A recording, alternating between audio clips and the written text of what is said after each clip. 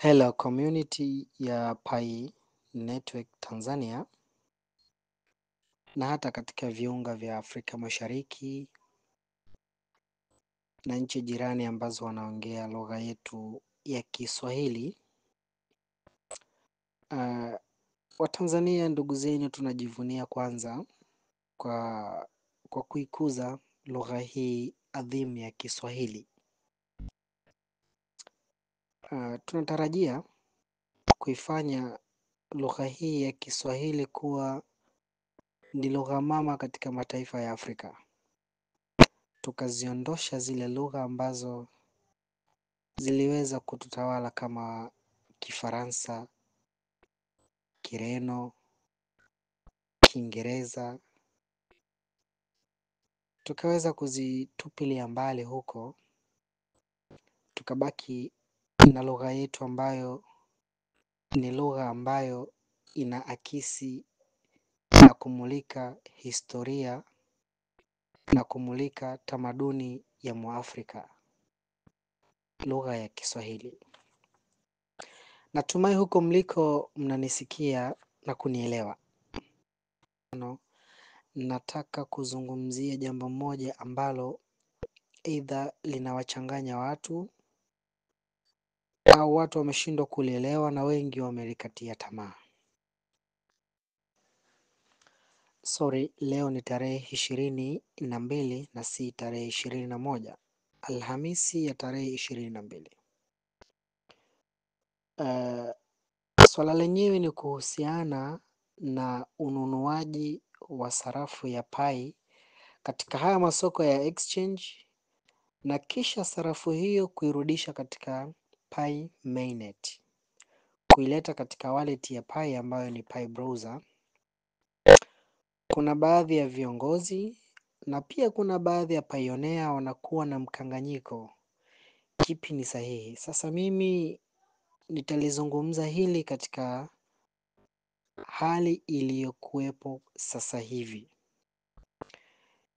Na hali iliyokuwepo sasa hivi ni kuhusiana na wallet moja ambayo imekuwa ni gumzo duniani katika jamii ya Pi Network. Hata katika jamii ya crypto nyingine kuna wallet moja imekuwa ni gumzo kabisa.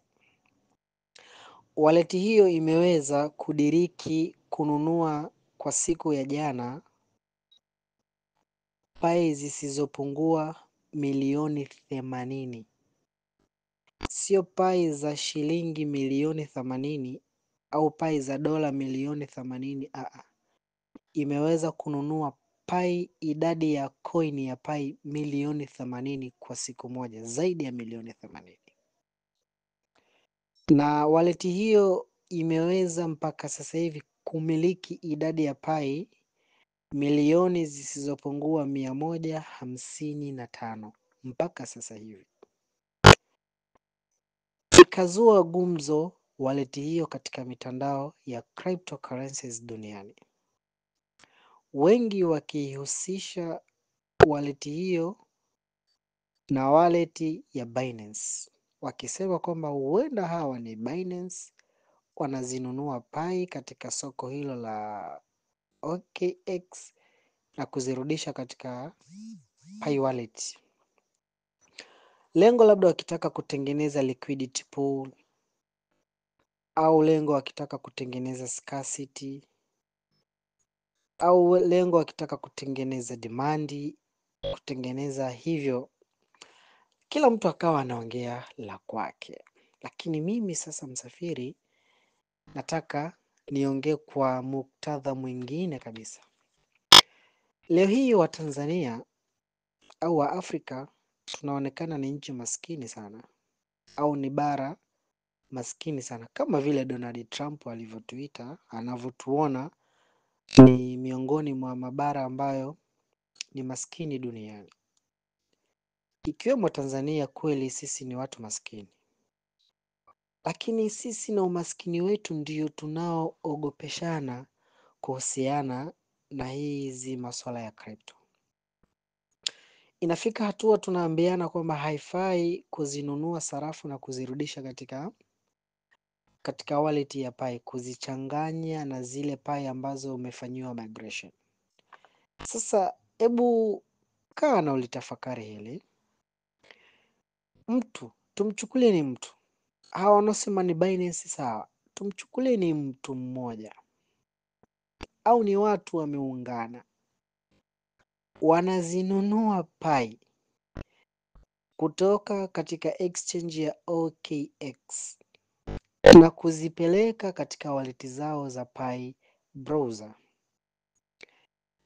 Imagine, mtu huyu mwenye pesa hizi ana ujinga kiasi gani? Ana upuuzi kiasi gani wa kuto kufuatilia fedha zake, wa kuto kufuatilia biashara yake ina uhalali na umakini kiasi gani juu ya pesa anazowekeza, kwamba zina asilimia ngapi ya upoteaji. Kwamba mtu huyu ni mjinga kiasi gani, hafahamu mradi huu kwamba umeruhusu kuzichukua Pi katika exchange na kuzileta katika Pi wallet. Hivi inawezekana kwa mtu mwenye uthubutu wa hivi? Sasa unaweza ukajua ukasema amenunua tu Pi milioni 80, amenunua Pi, anamiliki Pi milioni 155. Hebu tuanze kuzichambua, zina thamani kiasi gani na Tanzania shillings, alafu tuje tujiangalie mimi na wewe.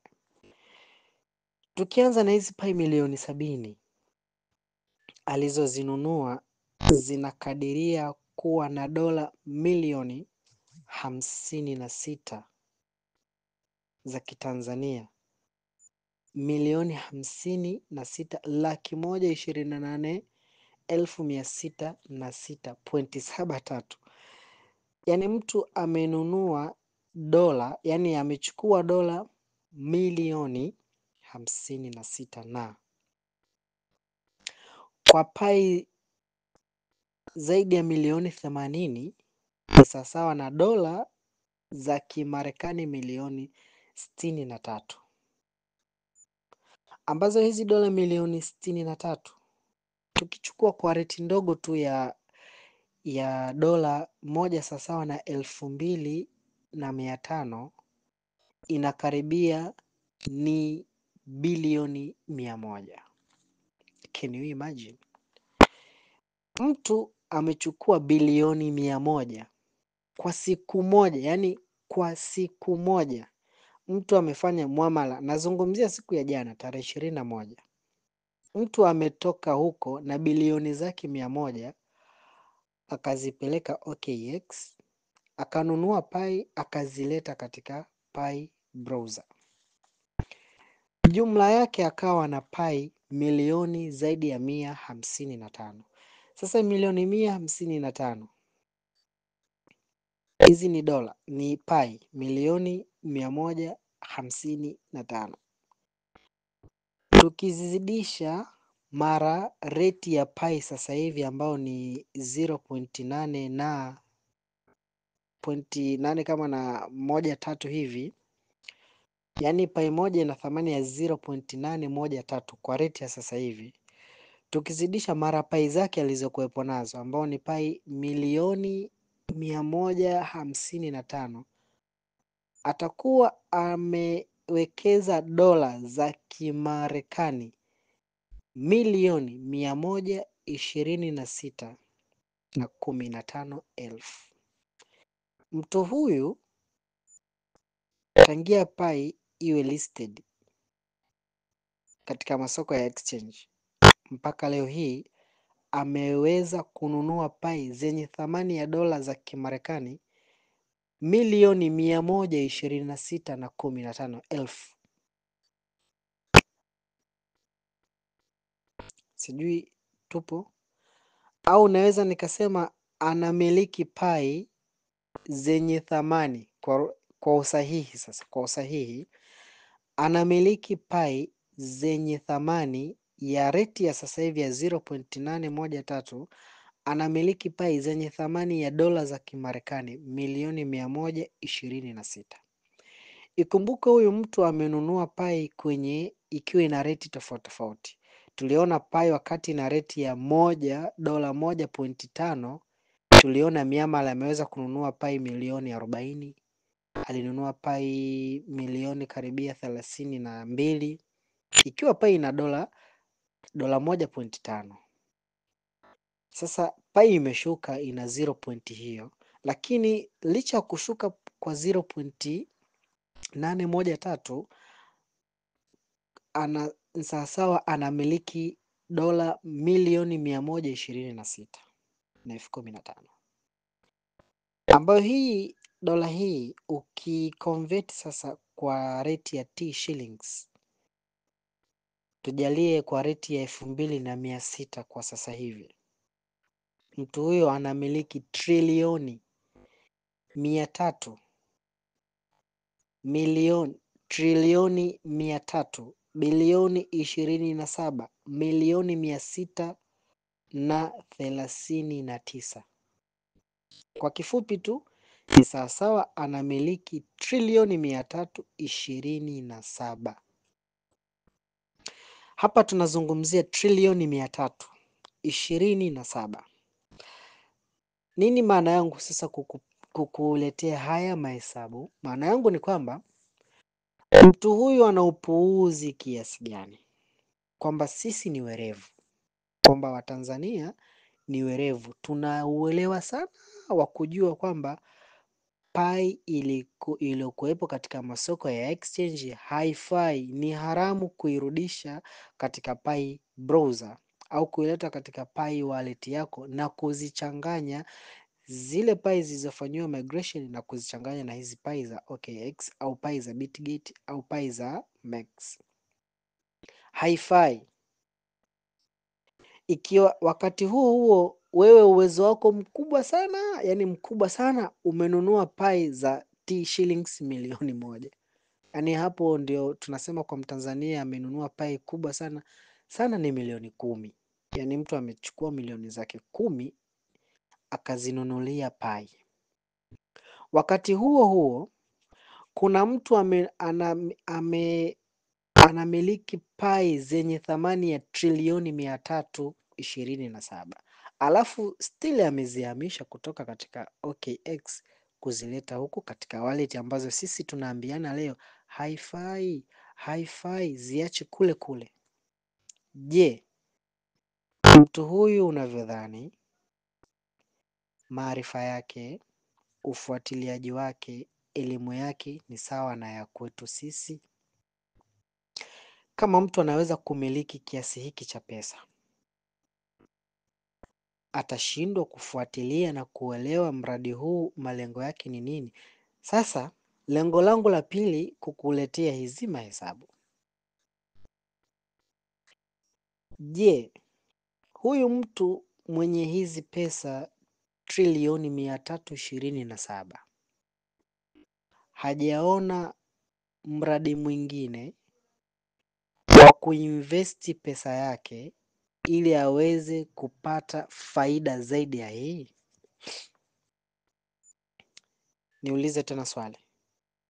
Trilioni 327 hajaona sehemu ya kuzipeleka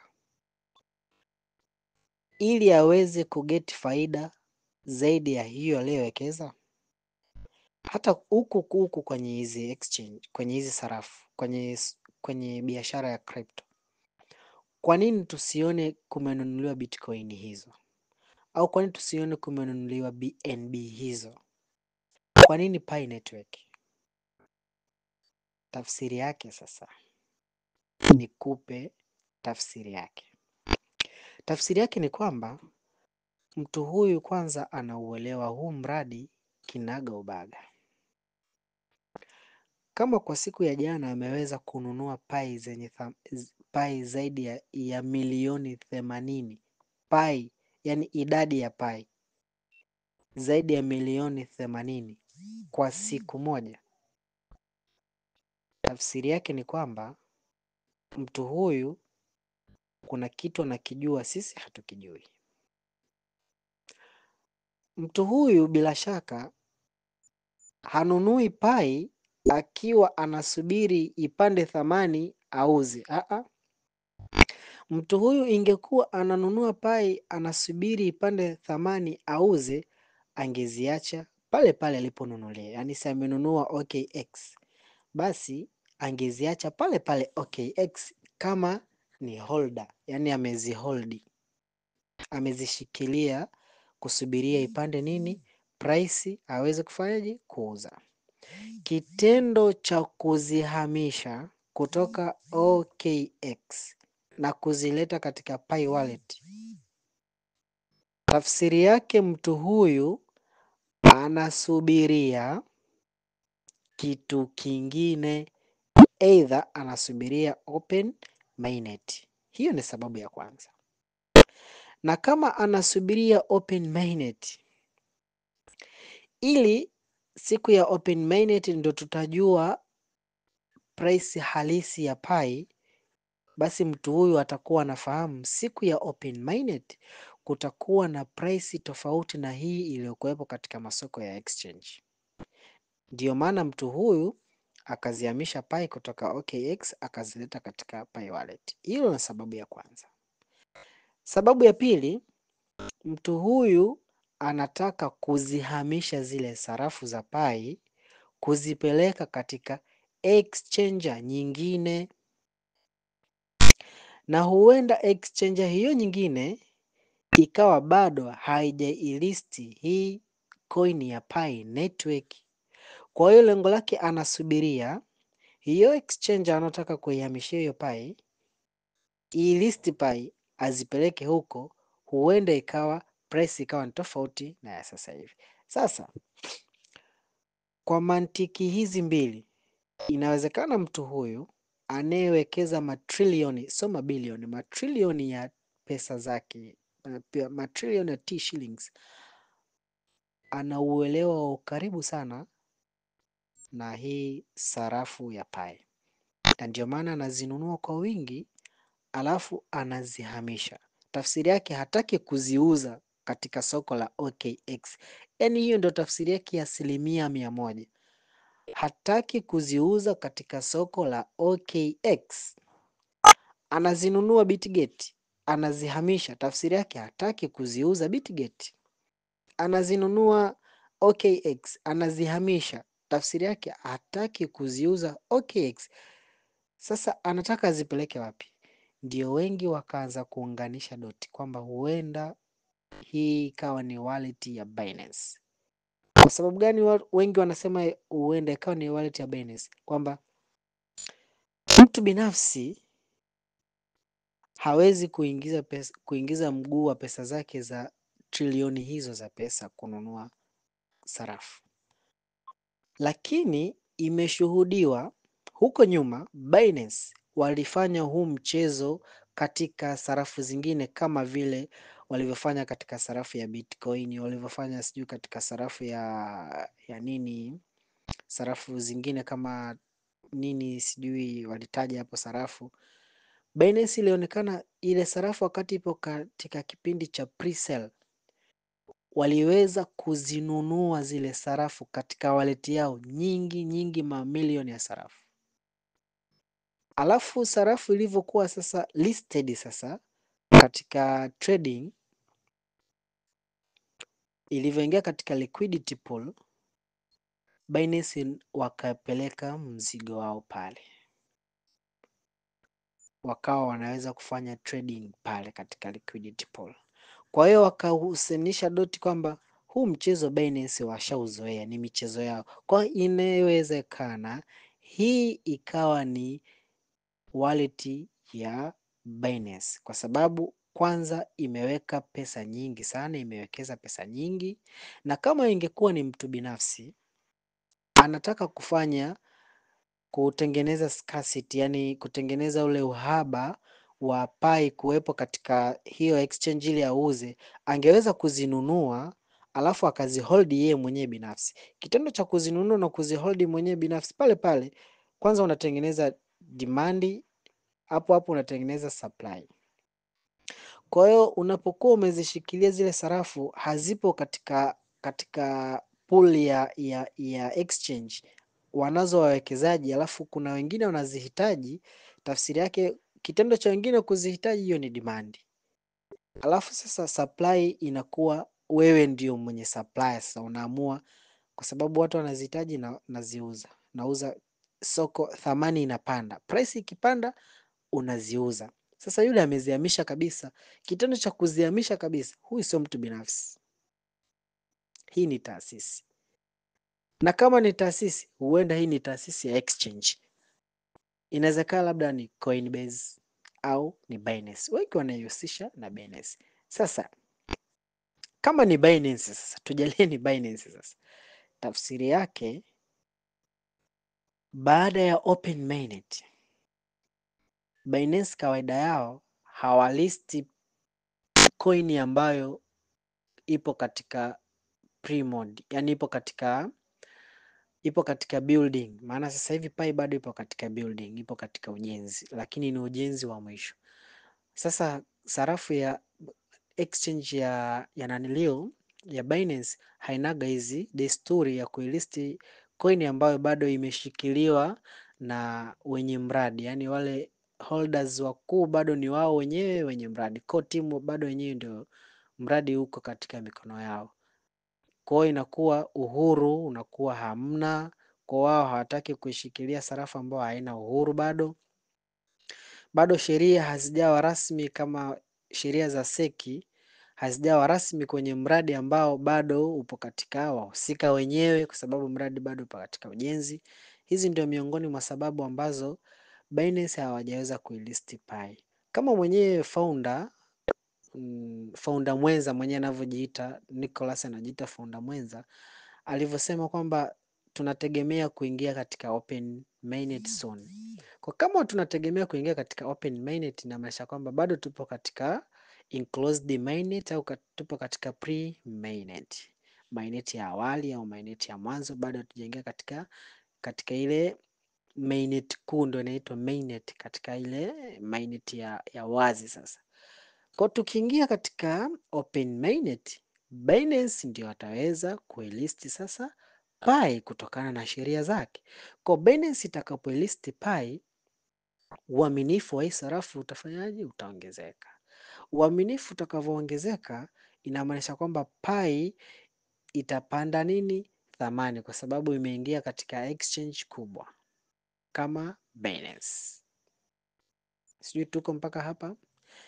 Kwa tafsiri hiyo, price iliyokuwepo sasa hivi katika haya masoko ya exchange, kama hii wallet iliweza kununua Pi milioni zaidi ya 40 kwa price ya $1, inamaanisha kwamba kama wallet hii ni ya Binance itakapolist Pi inaweza ikaanza kwa price ya juu ya juu ya juu kabisa. Nisirefushe kikao, nisirefushe mazungumzo. Ninachoweza kukwambia wewe, unaoambiwa Pi iliyokuwepo katika masoko ya exchange haifai kuchanganywa na Pi wallet yako. Jiulize, unanunua Pi za shilingi ngapi za Kitanzania? Alafu muangalie huyu ambaye amenunua Pi zenye trilioni za hela. Jiangalie na wewe unaokataa kuirudisha Pi katika wallet yako, unanunua Pi ngapi? Mtu atakuta ananunua Pi 5, Pi 30, amezidi sana ni Pi 100. Anakwambia haifai kuzipeleka huko, lakini mtu ananunua Pi milioni. Muda huo huo anazihamisha na kuzipeleka katika Pi wallet. Jiulize hilo la kwanza. Alafu la pili, wewe ambaye mpaka sasa hivi haujanunua Pi, naongea na wewe sasa ambaye mpaka sasa hivi haujanunua Pi. Muangalie huyu ambaye ananunua Pi milioni 70 kwa muda mmoja, alafu muda huo huo baada ya lisaa halijaisha anaingia tena katika wallet ananunua Pi milioni 14, alafu muda huo huo tena ananunua Pi milioni 14. Yani mtu huyo mmoja, wallet hiyo moja imenunua Pi milioni 70 katika muamala mmoja, yaani muamala mmoja, single transaction, akanunua milioni 70. Alafu siku hiyo hiyo akanunua tena pai milioni 14. Muda huo tena akanunua tena pai milioni 14. Na jiulize na wewe, mpaka sasa hivi hujanunua pai, unategemea nini? Je, una malengo gani na mfumo wako wa maisha kuhusiana na safari ya cryptocurrencies? Sasa mimi nataka nikwambie kitu kimoja. Usinunue pai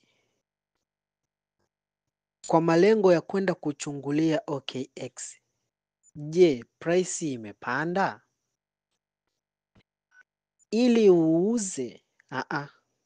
Mimi nataka nikwambie hivi. Nunua pai kwa price iliyokuwepo sasa hivi, hii ya 0.8. Kama unayo pesa, nunua pai. Lengo kuu lako mimi nitaka nikutengenezea malengo. Lengo kuu isiwe kuangalia katika masoko ya exchange na kuona price imepanda. Lengo lako ni wewe utakapofikia kipindi cha open mainnet una pai ngapi?